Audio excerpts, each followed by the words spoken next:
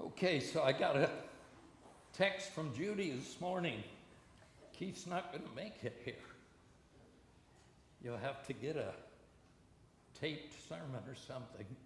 Fortunately, I've been preparing something in the last few weeks. So I said, I think I'll take it.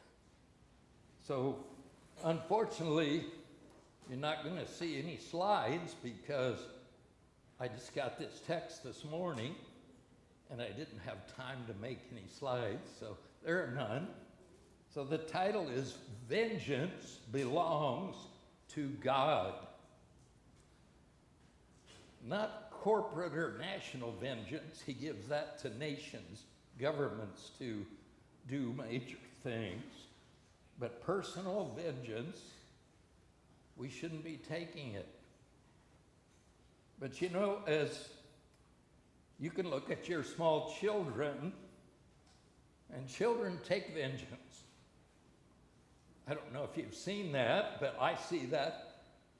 I know that happened amongst me and my brothers. In fact, I got some teeth very much cracked because one of my brothers slugged me in the mouth because he was taking vengeance on me for something I did.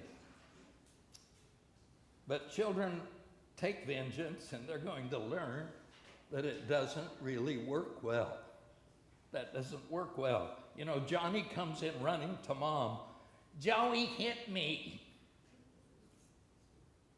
And Mom talks to him about it and finds out, well, Johnny hit Joey before that.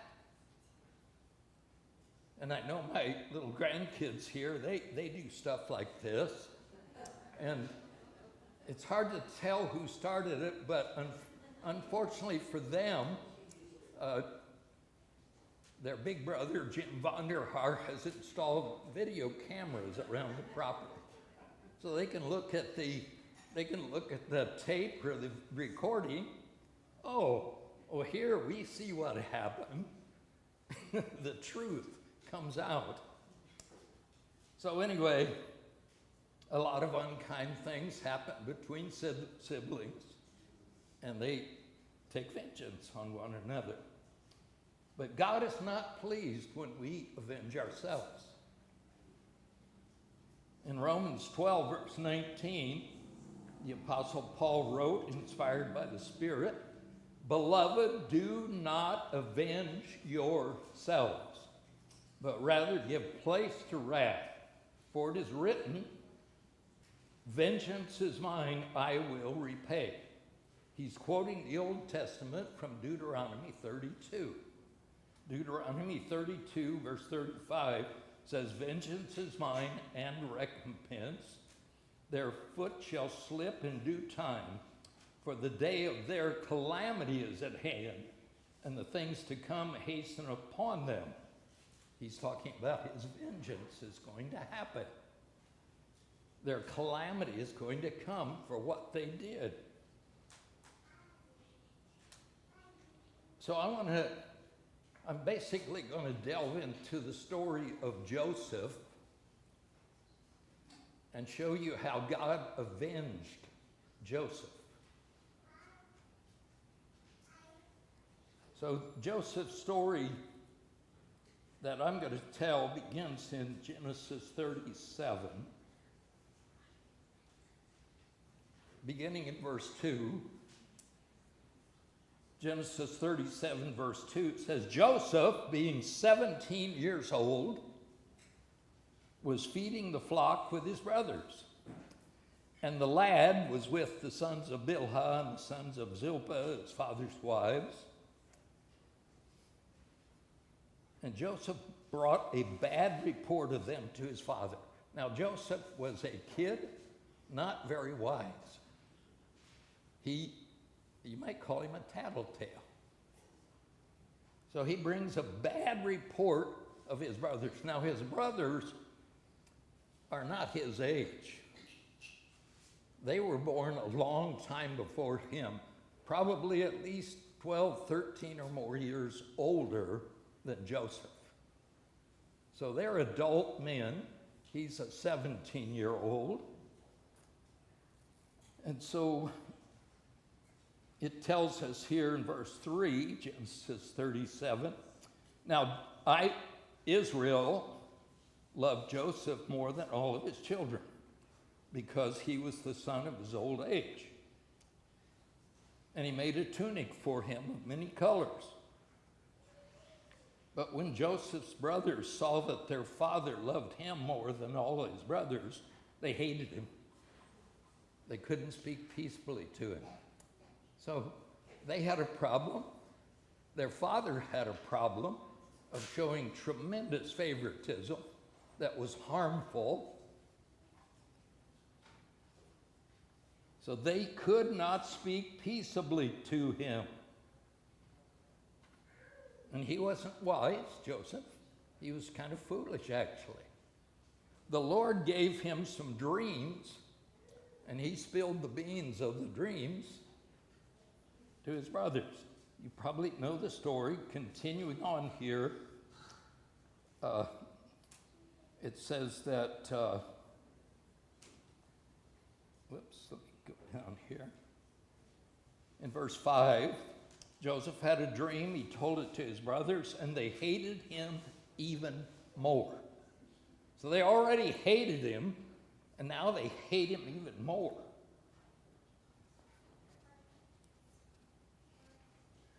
So he tells them this dream. There we were binding sheaves in the field, and behold, my sheaf arose, and it stood upright, and your sheaves stood all around and bowed down to my head. So what a thing to tell his brothers. Do you think maybe they hated him even more after this dream? I think so. They envied him because their father was partial to him. And you know what envy does? James 3, verse 14 says, if you have bitter envying and strife in your hearts, glory not, lie not against the truth. This wisdom, that wisdom of envy, doesn't descend from above, but it's earthly, sensual, and devilish. Envy is a product of the devil.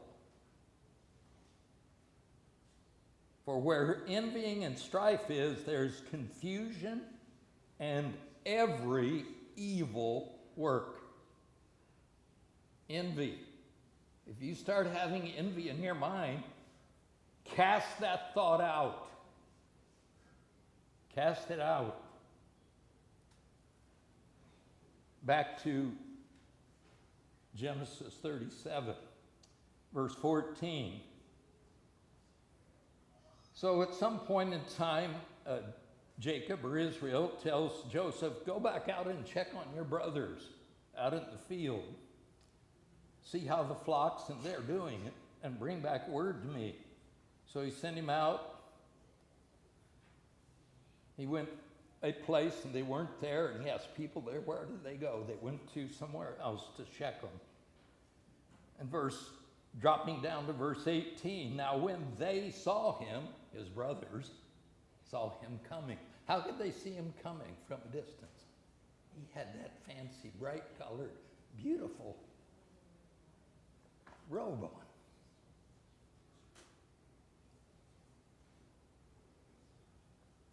So even before he came near them, they conspired against him to kill him.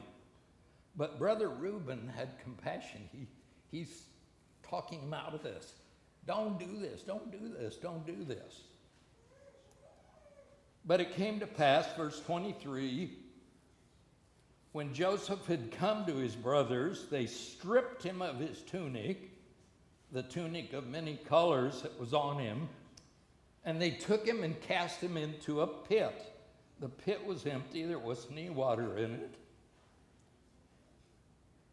So they cast him into this pit, and then they're really considering maybe leaving him there, maybe burying him with dirt, killing him. But Reuben talks them out of this. But then let's see what happens in verse 26. So Judah, remember that name, Judah said to his brothers, what profit is there?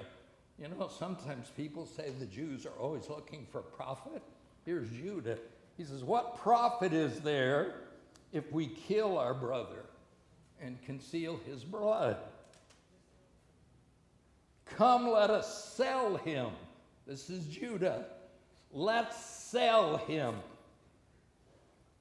to the Ishmaelites. Don't let our hand be on him. He's our brother. He's our flesh. He doesn't really mean that with any sincerity. He said, let's sell him. And his brothers listened. They listened to Judah. Then Midianite traders passed by, so the brothers pulled Joseph up, lifted him out of the pit, sold him to the Ishmaelites for 20 shekels of silver, and the Ishmaelites took Joseph to Egypt. Well, we know the story.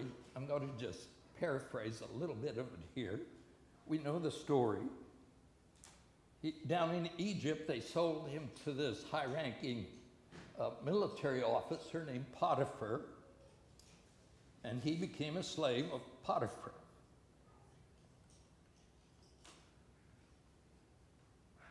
And I don't know how long that lasted. He was there long enough that Potiphar's wife cast her eyes on him, had adulterous thoughts, tried to get him to commit adultery with her. Joseph, I don't know who taught him to be a God follower, whether it was somebody in the family, Jacob, I'm not sure. But he obviously didn't have the same mindset that some of his brothers had. He was a God believer. So this is way before the 10 Commandments are given. We don't have any Moses yet. But Abraham knew the commandments of God from back earlier in Genesis. We know that. They were always available. God definitely spoke them. So he's sold, he's a slave for Potiphar, but then Potiphar's wife at some point takes his robe when he's in the house doing some work because he wouldn't sleep with her, and shows it to her husband when he finally gets home at some point. And it's surprising that he didn't kill Joseph. It's not really surprising because God is with Joseph. So he throws him into prison. Can you imagine what the prisons were like then? I doubt if they had a workout room. I doubt if they had 3 hot meals a day. I seriously doubt if they got to go in the exercise yard, walk around. I seriously doubt that. I think it was a bad situation, a bad situation. So he's in prison, and we find out in Genesis 41, moving on to Genesis 41, and verse 46, it says, Joseph was 30 years old when he stood before Pharaoh, king of Egypt. So you know the story. While he was in prison, 2 other prisoners that were servants of the Pharaoh had been cast in prison. They had dreams. Joseph was able to, through the Lord, to interpret their dreams. And so then when we know the story, when Pharaoh had a dream, his cupbearer said, oh, I know a guy in prison that can tell you what your dream means. So we know he was brought out of the prison to Pharaoh, but it says he was 30 years old. You take 17 from 30, that's 13 years. 13 years of suffering. How many times during that 13 years did he say, God, have you left me? Could we handle 13 years of suffering, praying every day for relief? We need to look at the example of Joseph.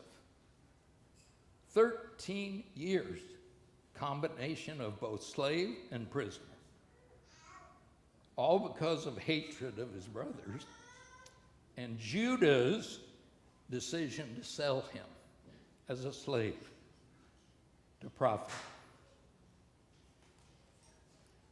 In Psalm 94, verse 1, it says, O Lord God, to whom vengeance belongs to the Lord. O God, to whom vengeance belongs, shine forth. Rise up, O judge of the earth.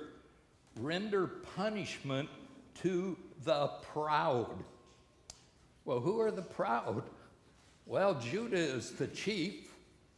He's the one that said, sell our brother into slavery. But the other brothers are not innocent.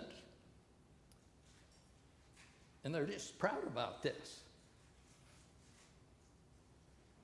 There's an interesting thing here in Genesis that I, reading through the book of Genesis for years and years and years, wondered why chapter 38 is stuck in the middle of Joseph's story. You know, Joseph's story, we started there in chapter 37. If you jump to chapter 39, his story continues all the way through almost the end of the book. But chapter 38 is an inset chapter. It's not about Joseph at all, it seems. It's about Judah.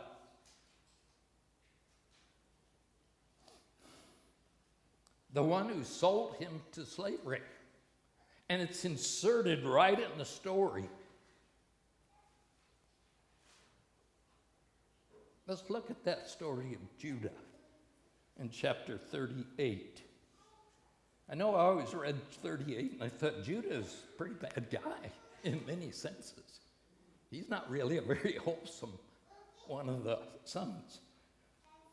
But I didn't realize why that story was there until recently. But now I know that it's all about Judah and some horrible things that happened to Judah. So it tells us, beginning in verse 1, that Judah departed from his brothers and he visited this friend of his named Hira. And when he was visiting there, he saw a daughter of a certain Canaanite whose name was Shua, and he married her. And she conceived and bore a son named She conceived again and bore a son, and his name was Onan. And she conceived again a third time and bore a son and called his name Shelah. So he marries this woman. He has 3 sons by her. And I would say time frame-wise, because Judah is way older than Joseph, probably Judah's sons are maybe about Joseph's age or a little older, when they could almost have been his brothers. But they're like cousins. So anyway, it says then in verse 6, Judah took a wife for his firstborn, and the wife's name was Tamar. But Judah's firstborn, was wicked in the sight of the Lord, and the Lord killed him. Well, you can think about that. Judah's oldest son is killed. The Lord killed him. That's a blow for Judah and his wife. And so the tradition amongst the Israelites was that if a brother died and left a widow wife, the next brother was to take that woman and raise an heir for the older brother. So Judah said to his second son, Onan, go to your brother's wife, marry her, raise up an heir to your brother. But Onan knew that the heir would not be his, and it came to pass he went into his brother's wife, that he didn't allow any semen to enter Tamar. And so the Lord saw what Onan did. Verse 10, and the thing he did displeased the Lord, therefore he killed him also. The Lord does this. Now Judah's lost his two oldest sons. They're dead.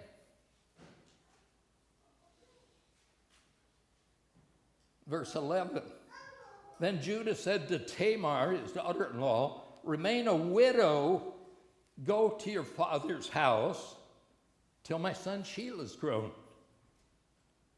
So I don't know, maybe Sheila was a teenager, older probably. He said, but then he said that, go over and be a widow in your father's house. But then it tells us why he sent her away, really. He probably could have given her right then to Sheila, but he said, lest he also die like his brothers. He was afraid that Sheila would die too. So Tamar went down and dwelt in her father's house. Now look at the next thing that happens to Judah. Verse 12. In process of time, the daughter of Shua, Judah's wife, died. Two sons are dead. Now his wife is dead. It said, and Judah was comforted, went up to his sheep shearers, and he went to his friend Hira. And it was told Tamar, saying, look, your father-in-law is going up to Timnah to shear his sheep. So she took off her widow's garments. It's been probably a couple of years, a long time anyway. And so she took off her widow's garments, covered herself with a veil, wrapped herself, and sat in an open place on the way to Timnah. For what reason? For she saw that Sheila was grown, and she was not given to him as wife. So Judah's going down the road. He sees this woman there with veil on. He doesn't have any idea who she is. He has no wife anymore. He sees her, and he thought she was a harlot because she had her face covered. He turned into her by the way and said, let me come into you. He didn't know. If he knew that she was his daughter-in-law, he wouldn't have done it. He didn't know. He did not know.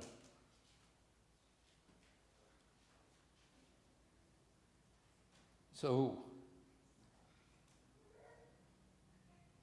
she says, what will you give me? He promised that he would give her a goat. She says, well, until I get the goat, what pledge do you give me?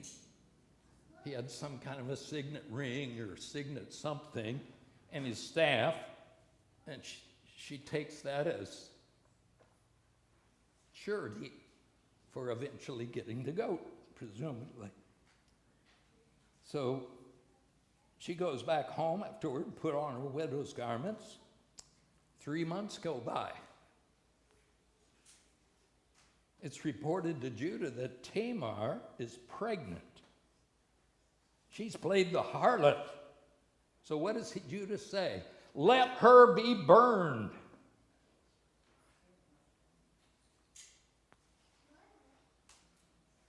So Genesis 38 down to verse 25, she was brought out, and she sent to her father-in-law, saying, by the man whom these belong, I am with child.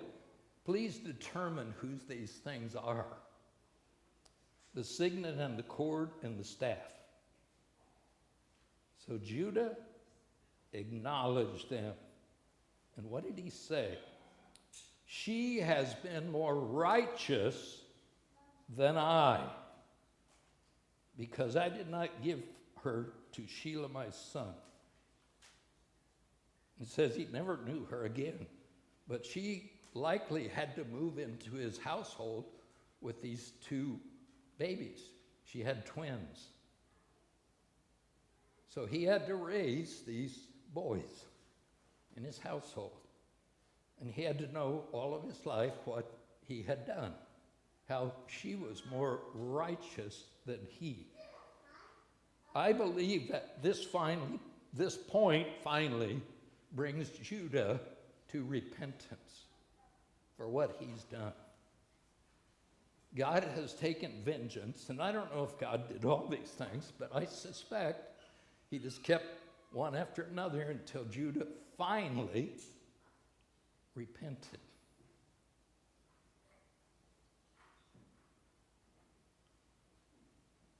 He's a changed person, and we can see that if we go later here. So let's go on in the story. If we continue in the story, in chapters 39 to 41, we find out what all happens to Joseph in his time of slavery and his time in the prison. And at the end of 41, chapter 41 and verse 46, we see Joseph, 30 years old, stands before Pharaoh. And Joseph went out of the presence of Pharaoh, and he went through all the land of Egypt, because he's appointed to oversee the storage of all the grain from the 7 years of plenty. He's second in the kingdom, elevated from the lowest prison to second in the kingdom, like vice president.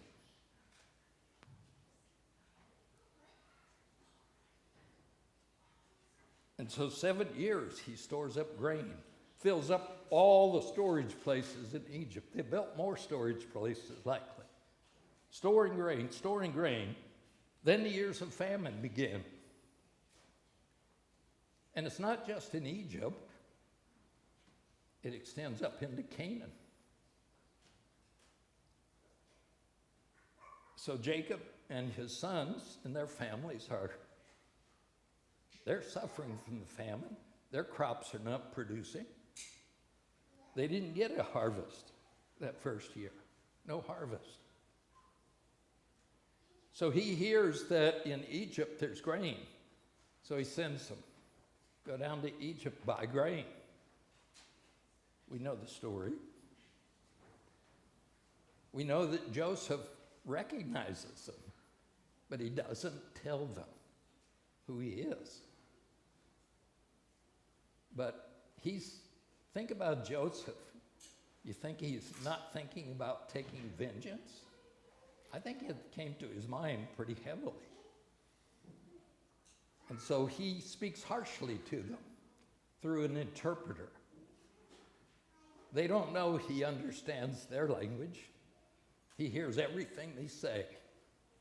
And he understands. They don't know that. So he recognizes them. They don't recognize him. He remembers his dreams. His brothers are kneeling before him as the second in command in Egypt. He remembers his sheep standing, them bowing. He remembers that. And they remember selling him into slavery because it's finally, their conscience has finally ripped them. Verse 21 of chapter 42. And they said to one another, and if they were in the presence of Joseph, he heard them, "We are truly guilty concerning our brother. We saw the anguish of his soul when he pleaded with us, and we would not hear. Therefore, this distress has come on us." They knew. God let them know. So they, in their own mind, realized our guilt We sold Joseph and now we're paying. We sold him into Egypt and now we've come down to Egypt and we're in trouble here. This second to the king is threatening to jail us, throw us into prison. So then, verse 22, it says, Reuben answered and said, didn't I speak to you saying, don't sin against the boy?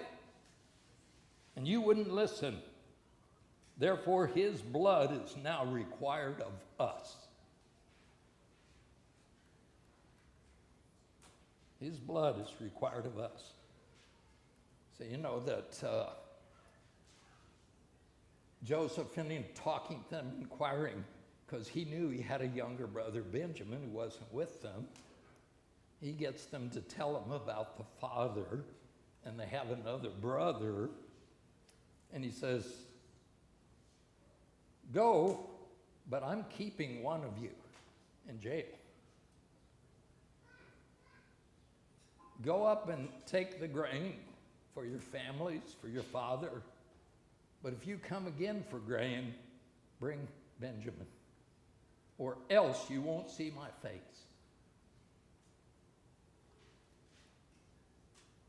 So they take the grain up, and Jacob says, and they tell him about this. He says, how come you told him that you have a younger brother? He said, how did we know what he was going to do? He just kept questioning. We just answered his questions.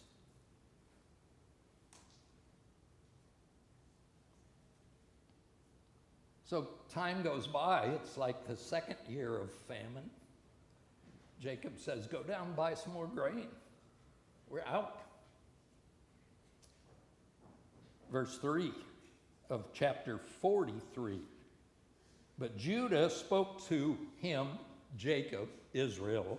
Judah spoke to Israel and said, the man solemnly warned us, saying, you shall not see my face unless your brother is with you. Because Jacob had kept telling him, Israel told him, I'm not sending Benjamin, I may lose him. I'm not. His brother's gone. I lost his brother. You know, when he went to serve for wives, Rachel was the wife he was serving for. And of course, we know that story. He got Leah by deceit from his father-in-law.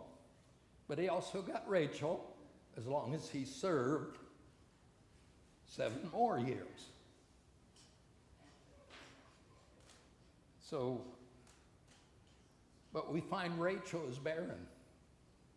So she doesn't bear any children for a long time. So the brothers are much older than Joseph. Much, much older. I think she bears Joseph just about the time they're ready to leave Haran. So anyway, in chapter 43, we find the repentant Judah says, in verse 8, Judah said to Israel his father, send the lad with me, and we'll arise and go, that we may live and not die, because we and you and also our little ones, both we rather and our little ones, because they have no food. Verse 9, I myself will be surety for him. Judah pledges, I will be the surety for Benjamin. I will take care of him.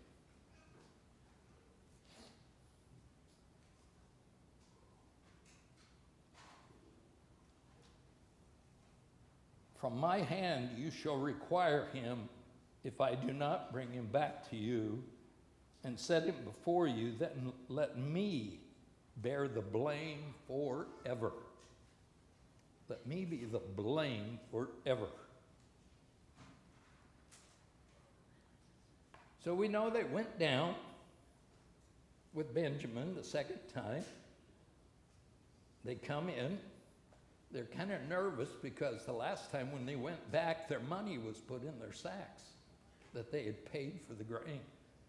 they were worried that they're going to be called thieves just for not paying for that grain. But Joseph's servant says, don't worry about it. I put your money back. So Joseph knows they have Benjamin, so he has a dinner for them. He has them come into the dinner, and he has to keep leaving the dinner and go off alone and weep. He's so emotional about the situation. He's filled with emotion. And so in chapter 44, verse 14, it says, Judah and his brothers came to Joseph's house, and he was there, and they fell before him on the ground. This is after they leave. He lets them go, take the grain, but he has his servant put his silver cup in Benjamin's sack. They leave, and then after they've gone a ways, he sends some soldiers, go after them and look for my silver cup. So, of course, all of them, they put their sacks of grain off the donkeys on the ground, open them, and there it is. Benjamin's sack has his cup. Now they're really, really, really upset because Benjamin is targeted. Our father's only son left from his wife Rachel. So they fell on the ground before him. Verse 15, Genesis 44. And Joseph said to them, what deed is this that you've done? Did you not know that such a man as I can certainly practice, he says, divination?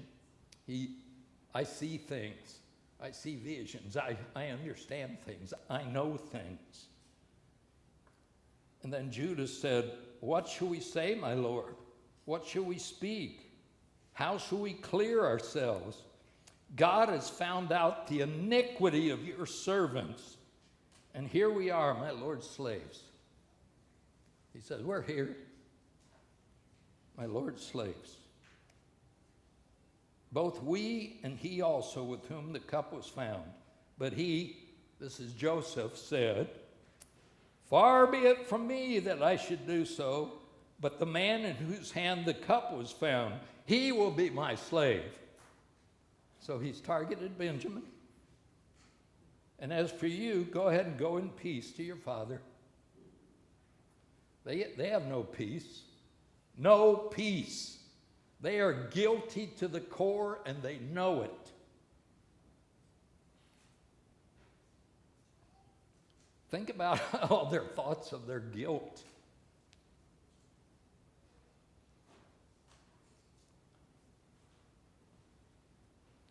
I don't believe it was this time. I don't have the whole story, but I think the first time when they went down, Joseph actually threw them in jail for 3 days.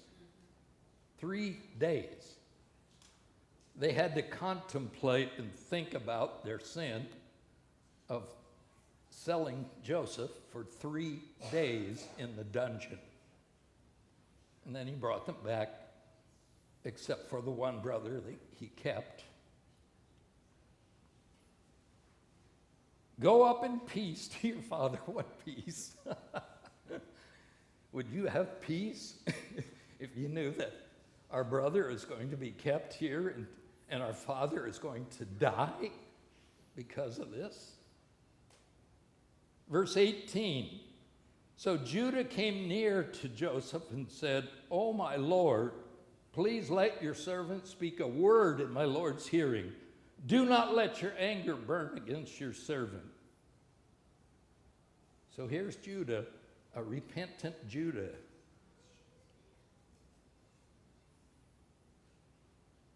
He's willing to be a slave in place of Benjamin. And then down in verse 32, he tells Joseph that he was surety. He was the person who's securing the safety of Benjamin. Your servant became surety for the lad to my father. If I don't bring him back to you, I will bear the blame before my Father forever. Now therefore, please let your servant remain instead of the lad as a slave to my Lord, and let the lad go up with his brothers. This is a humbled, repentant Judah. Not the same character that said, let's sell him as a slave. He's went through a lot.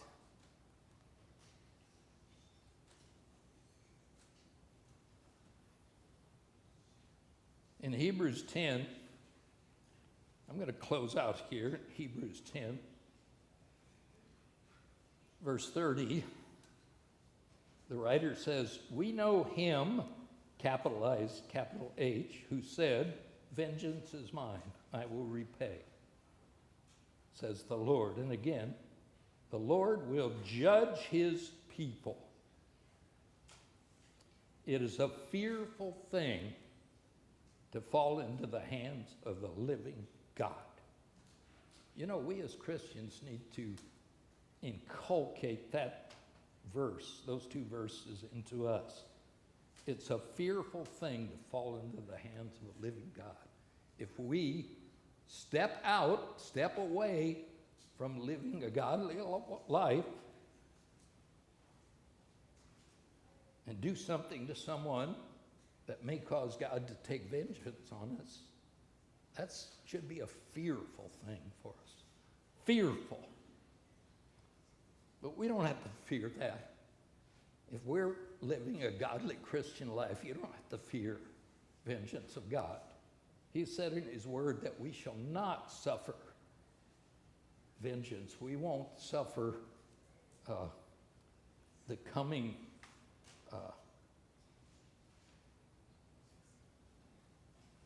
plagues and things that God is going to bring on people who are not repentant at the end time. We're going to be delivered from that. If we walk in God's grace, we don't need to fear vengeance at any time. But surely know, God keeps his promises, whether it's blessing for doing well or cursing for doing evil. And as born-again believers, as it tells us in Deuteronomy 28, verse 2, it says, the blessings will fall on you for obedience. In fact, they will chase after you and overtake you. Blessings will chase after us and overtake us. Deuteronomy 28, verse 2. That's an amazing promise from the Lord God. Let's truly obey God, live God's way, and receive the blessings. Thank you.